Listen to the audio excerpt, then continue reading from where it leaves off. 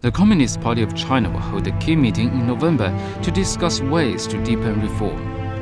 Historically, such meetings, known as third plenary sessions, have been a springboard for major economic change in China.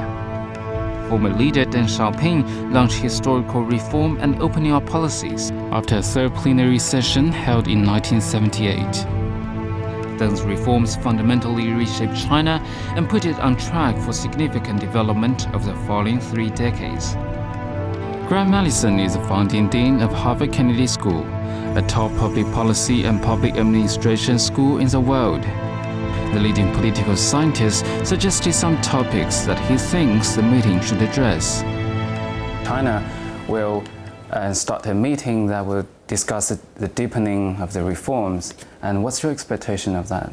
I think what I hear and what I think is likely to happen is that he will announce that the next phase of reform will be a much greater reliance on domestic demand and the consumer demand for China's economic growth. And I think that's right for China, and I think that's right for the Chinese people.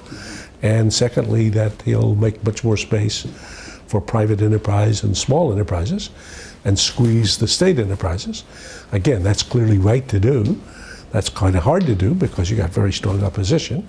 And thirdly, his determination to try to deal with corruption in China, which in Lee Kuan Yew's analysis is one of the most dangerous plagues of China today. We'll see how that works out. But I think that so far, he seemed to be pretty courageous. And also, how do you think we should combat the erosive effects of corruption? Lee Kuan Yew has given many leaders advice about that, though, and he's very ruthless on this. He says basically that for society, he thinks this is the corrosive and will ultimately undo the hopes for the reform program. So now how China is going to manage this with such a big country and how to manage it step by step, I don't know. I think he thinks that's going to be one of the biggest challenges that Xi Jinping faces. In addition to these anti-corruption efforts, what else? What are some of the other topics that you think should be discussed during the upcoming meeting?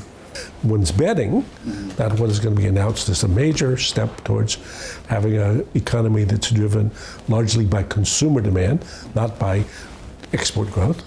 So big change to more consumer demand. Secondly, an opening of the economy to more foreign competition, maybe even some significant reforms in financial markets. And thirdly, I think there'll be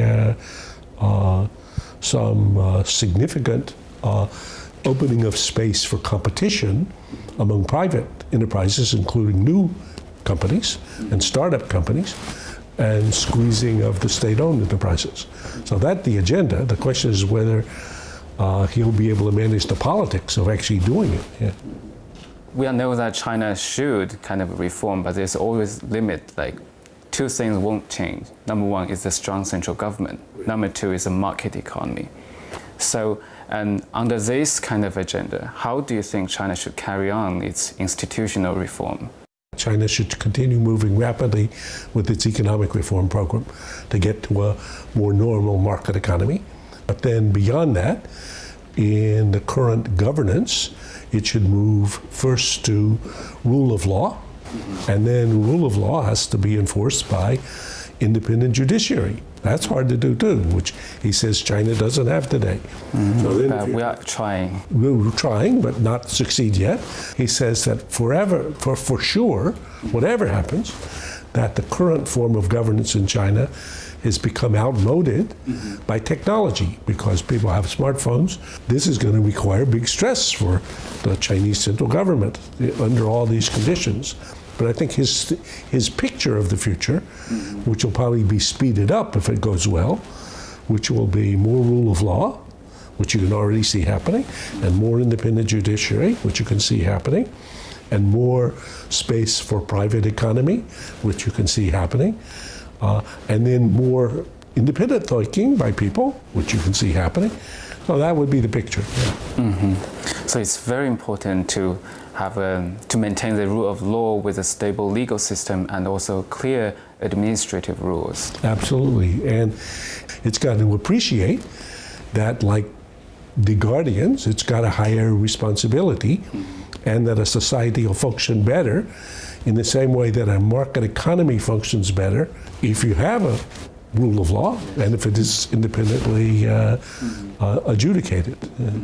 And are you a believer of meritocracy, where people are rewarded by their abilities instead of their family connection? Yes, and I think actually Lee Kuan Yew's kind of ruthlessly meritocratic.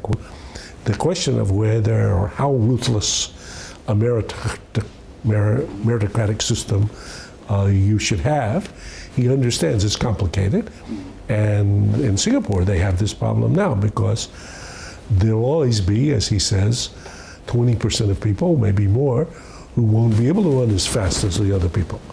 So obviously a humane society will take care of them, figuring out how to manage a society in such a way that an opportunity for private initiative and private reward and competition gets you the best, which he thinks is the best mechanism for the best, but at the same time doesn't have so much inequality. So in the US you have this huge inequality growing. China, you have huge inequality growing. Well, this is a big problem everywhere. Yeah. How do you think this, the concept of the Chinese dream is relevant to the world?